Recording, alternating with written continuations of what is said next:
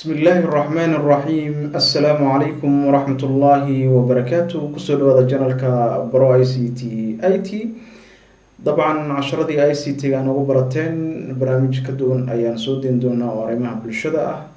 سيدا لا سعتان وحافود نوصل يسا ماركتي دور شدة قولها ديانكا اي مشرحين صوماليات haddii aan waqti u helo waan wareysan doonaa laakiin maanta waxaan maaragtay marti noogu ah mukhtaar abiib oo u sharaxan golaha deegaanka maaragtay ayaan ku wareysan doonaa mukhtaar soo dhawow maaragtay barnaamijkan kusoo dhawow waan dhowahay walaal aada iyo aadna waad u mahadsanta dooro runku doodee nala dooro dood yaqaanaa nala dooro qofka miigle nala dooro dinilaashe nala dooro dangureege nala dooro la dooro nala dooro nala dooro laga yaabo dad inay isweydiiyaan cabdifitaax wariima isku bedelay maya dabcan wariimihi laakiin maaragtay janalkan waxaa ugu talagalay ardaydii soomaaliyeed inaan kaga faa'iideeyo cilmiga i c t-ga ama i t-ga kuwa hadda iyo kuwa mustaqbalka barnaamijkan khaaska ana maaragtay waxaan ugu talagalnay maadaama counterballetka uu socdo in aan maaragtay kaga faa'iideyno dadka maaragtay dhageystayaasha iyo maxaan ku dhahaa iyo musharaxiintaba inay kaga faa'iideystaan ayaan ugu talagalnay dabcan su-aasha koowaad ayaan toos u geli doonaa musharax mukhtaar su-aasha ugu horeysa aan ku weydiinaya waxay noqonaysaa maaragtay dabcan soomaali badan ayaa soo degtay helsinki maaragtay soomaalida wareer guraa haddana dad badan ayaa soo degi doona maaragtay bal mukhtaar waa kuma maaragtay dadkii hore u yaqaana way yaqaanaan laakiin su-aasha ugu horeysa aan ku weydiinaya waxay tahay mukhtaar waa kuma in aada ugu sheekayso bal kusoo dhawaab asalaamu calaykum waan idin salaamay magacayga waxaa la yidhahdaa mukhtaar maxamed abiib waxaan ku noolaa finland muddo ilaa 30 sano ah waxbarashadeedu waxaan bartay maadooyinka socialka ah markii dambena waxaan bartay tababarka macalinimada aan ku bartay tambere jaamacadeeda muddo ilaa 22 sano waxaan ka shaqeynayay xafiiska arrimaha bulshada ee Helsinki qaybtiisa badbaadada caruurta 6 sano ugu dambeysayna waxaan ka shaqeynayay dugsiyada hoose dhexe ee Helsinki oo aan mataqaanaa 2 sanana macalinimo ku shaqeynayay intii dambana aan ku shaqeynayay sidii la taliyo oo kale gaar ahaan caruurta ajnabiga ah ee ku dhalatay muxuu ahaa Finland ama Helsinki markaad lasii faafiyana caruurta Soomaalida asalkoodu Soomaalida yahay ayaan mataqaanaa la shaqeeya hadday dhacdo oo kale reeraha oo kale iskuullada oo kale macallimiintu inay isfahmi waayaan waxyaalahaas aan iminka ka shaqeeya muddadii aan socialka ka shaqeynayay waxaa jirtay reero fara badan oo Soomaaliya oo arrimo fara badan awgeed arrimaha bulshadu ay saameyn ku yeelatay marka waxaa jiray caruur ataa dhacday in guryahoodii laga kaxeeyo dagaal dheer iyo muxuu ahaa dadaal fara badan oo u galay dad badan way noo suurta gashay inaan reerahooda u soo celino markii dambena magaalada waxaan ka dhaadhiciyay duqa magaalada markaa haystay iyo socialka qofkii madaxda ka ahaa iyo dad badan oo madax ah oo siyaasiyiin waxaan ka dhaadhiciyay maadaama dadka ajnabiga ay ku soo badanayaan magaalada muxuu ahaa sheeg arrimo fara badan oo carqaladana sida dadka finishka oo kale ay ku iman karaan ama xag dhaqaalaha ahaato ama xagga arrimaha bulshada oo kale ha ahaatee in la sameeyo muxuu ahaa xero caruurtaas la geeyo marka waxaa jirtay xero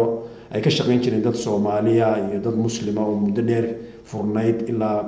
1997 ilaa 2014 furnayd markii dambana muxuu ahaa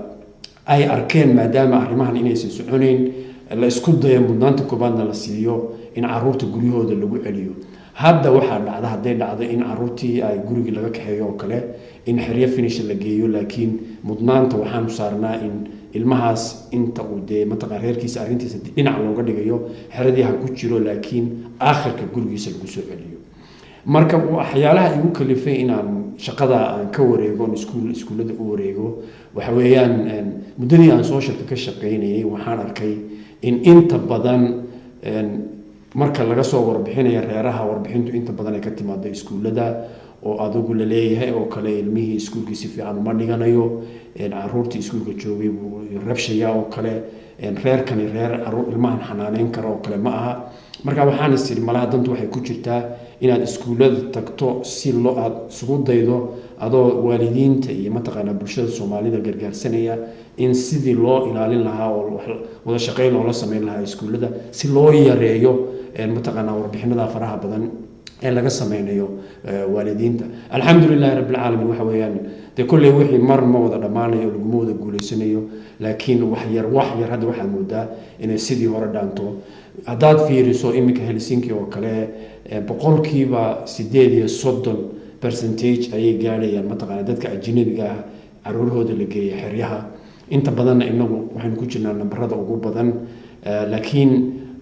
waxaad moodaa hadda inay soo yar fahmayaan danta guud inay mar walba ku jirto in muxuu ahaa ilmaha gurigooda lagu hayo halka lagu xanaaneeyo arrimahan markaad fiiriso aniga waa waxyaalaha igu kalifay inaan gaar ahaan golaha deegaanka isku soo sharxo balse mataqaanaa marka go'aamada la gaadhay iyo arrimahan la xaqiijinayo oo kale aan dadkii xisbiyadii uga dhaadhiciyo xisbi kaliya arrintan ma wato xisbiyadu dhan bay ka taxaysaa oo dadka meesha go'aanka gaadhay ka wada dhaxaysaa marka maadaama khibradii aan qabo dee dadkiina aan muxuu ahaa isaga la wadaago asal inaan bal ka dhaadhiciyo mataqaanaa ay fiicnaan lahayd in ilmaha Soomaaliga hadii gurigiisa laga kaxeeyo kala sababtu waxay doonaysaa ahaatee mudnaanta goobaad inay ahaato in ilmahaas loo raadiyo reer Soomaaliya oo loo geeyo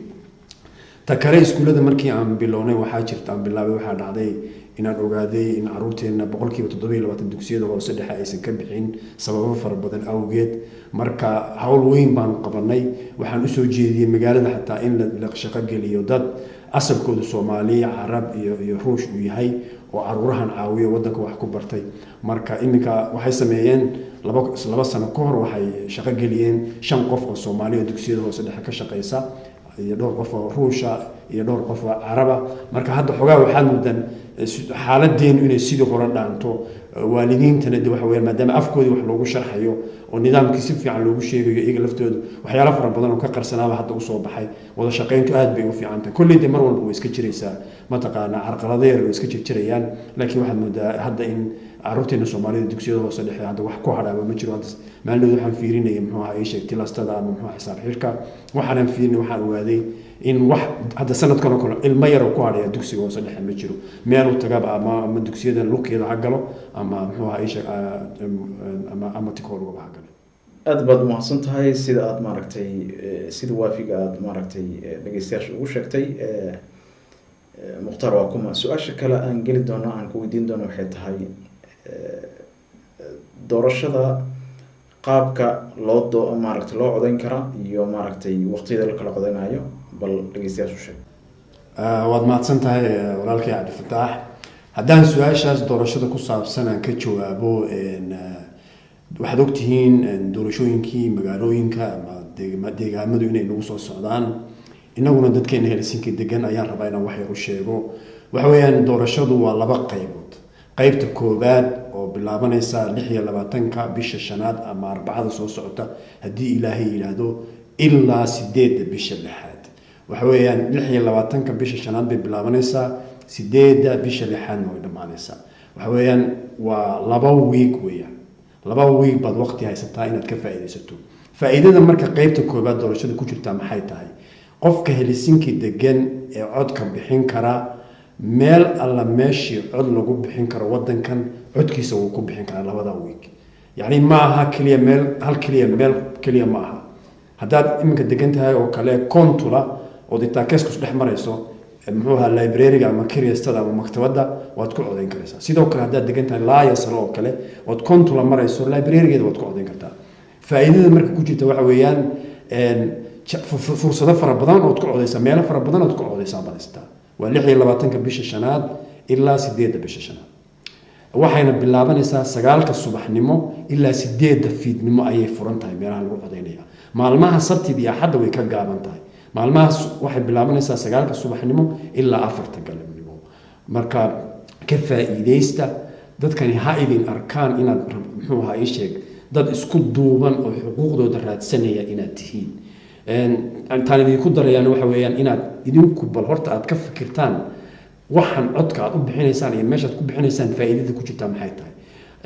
golaha deegaanka marka laga hadlayo codka la bixinayo shakhsi baa la siinaya shakhsigan la siinaya marka dadkii codka soo bixiyey ayuu wakiil ka yahay waa wakiil weeyaan marka fariintoodii iyo dantu wax iyagu u jirta ayuu meesha geenaya hadduu dad xoog leh ugu dhex jirana dee wayba kasii fiican tahay taas weeyaan doorashadu marka qaybta labaad iyadu waa maalin keliya weeyaan waa maalinta 13 bisha 6 maalinta qofku marka wuxuu ku codeyn karaa oo keliya warqadii doorashada ee loo soo tuuray meesha ku qoran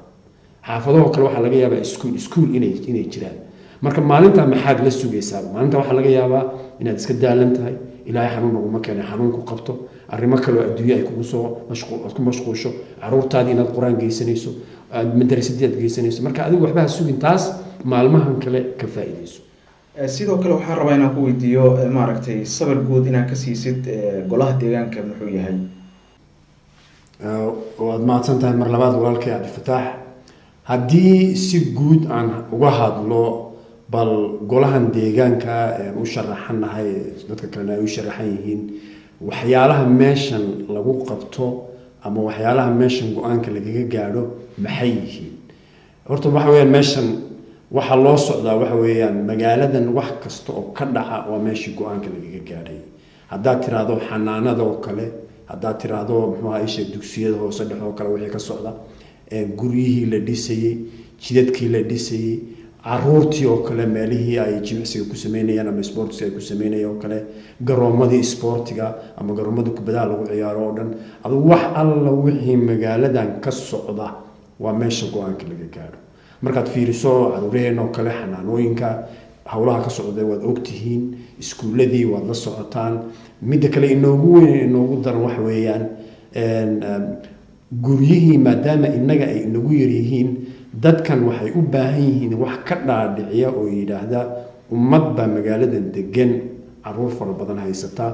guryahan marka wadanka laga dhiso maqsinka labada maqsin saddexda maqsin aysan ku filayn marka guryaha la dhisayo oo kale ama kaawatuska la sameynayo oo kale guryihii la dhisayo in lagu daro bal guryo waaweyn oo markaas waxaa laga yaabaa familada ama reeraha soomaalidu inay wax ka helaan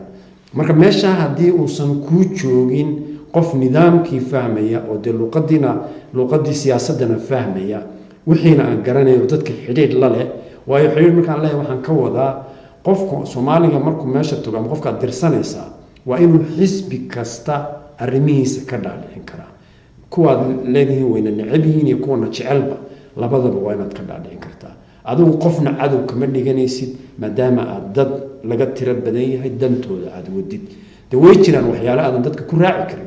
waa inaad markaa u sheegto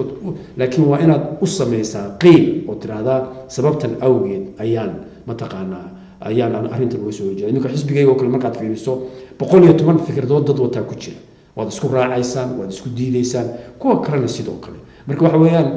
meeshan dadku waxay inta badan u baa laga shaqeeyaa danta guud dantu waxay ku jirto laakiin waxa loo baahan waxa weeyaan waa inaad adigu heshaa qofkii ku matali lahaa ee ka dhaadhicin lahaa yacni waxyaalaha adiga kugu fufran markaad fiiriso iminka oo kale inagu dad islaameen meel xataa quman oo mawlaca inaynan ku tukana xataa ma haysano waxaanu awood u leenahay xataa inaanu magaalada weydiisano in xataa layna siiyo meel aynu wax ka dhisano oo iyaguna wax noogu daraan annaguna waxaynu aynu soo urursano oo markaa caruurteennii aynu u helno meelo ay ku bartaan oo garab aynu isku siino waxyaalahaasoo dhan waa laga dhaadhicin karaa laakiin haddaadan haysan qof ka dhaadhicinaya ma jiro waa iyagu nin walbo meesha jooga finisha oo qofku meesha jooga dad buu wataa dadkiisaasoo mudantiisa ka shaqeynaya ugu dambeyntii waxaan soo gaarnay gabagabada barnaamijka waxaa tahay qabiir arrimaha bulshada in badan kasoo shaqeynaya haddana ka shaqeeya haddana u sharaxan meelihii go-aamada laga gaarayay golaha deegaanka maxaad fariin u marinaysaa ummadda Soomaaliyeed ee maaragtay ku dhaqan caasimadda Helsinki maxaad fariin u marinaysaa hawada waad mahadsan tahay mar saddexaad iyo mar afraadba waa su-aal runtii aada u wanaagsan waa su-aal had iyo goor loo baahan yahay dadkeenu inaynu isweydiino ummadaha kalena ay isweydiiso anigu dardaarankan idin siinaya waxa weeyaan su-aal wixii qaybihii horena waan ka hadlay waxa weeye meeshan haddaan qof kuu joogin wax kuu soconaya ma jiro wax kuu hagaagayaana ma jiro dardaaranka anigu markaan idin siinaya waxa weeyaan qof walow Soomaaliyo markaad codka bixinayso waa inaad ka fikirtaa sababtii dhulkan ku keentay waddankaagii quruxda badanaa ee dahabkaa wixii kaa keenay waad ogtihiin waxa inaga keenay haddaynu imika wixii isdaba wadno oo waddankan inagoo 30 sano jooga carruurtii aan ku dhalay ay kuwa kale kusii dhaleen meeshii uun sii taagnaan wixii isdaba wadno wax inoo hagaagaya ma jiro qofka marka aad taageeraysid eed cod siinaysid eed u samaynaysid muxuu ahaa ishee campaign ama halganka aad u galaysid qofkaas waa inuu noqdaa qof daacada oo ummadan aan kala qubqubayn oo xagga u kala saarsaarayn daacadnimona ugu shaqeynaya dadkan u socdana dadkan ka dhaadhicin kara carqaladaha ku furan iyo hawlaha ku furan ilaahay dhibaatooyinka inaga haya laakiin wax inagu furan qof geyn kara marka walaal kastoo Soomaaliya ama walaashay kastoo Soomaaliya anu waxaan kugula talin lahaa maadaama anugu aan ahay qof muddo intaa la ka soo shaqeynaya arrimahan waxaan fahamsan aloosheedana qashin iyo balaayo aysan ku jirin oo dadkan og waxa ku furfuran iyo hawlaha ku furfuran haddaad u danaynayso caruurta Soomaaliyeed ood u danaynayso dhalinyarada Soomaaliyeed ood u danaynayso waayeelka Soomaaliyeed ood u danaynayso dumarka Soomaaliyeed hablaha Soomaaliyeed ee magaalada degan haddaad u danaynaysaan codka isiiya iguna khasaari maysaan wassalaamu calaykum waraxmatullaahi wabarakaatu Ala doro, doro, doro, ala doro.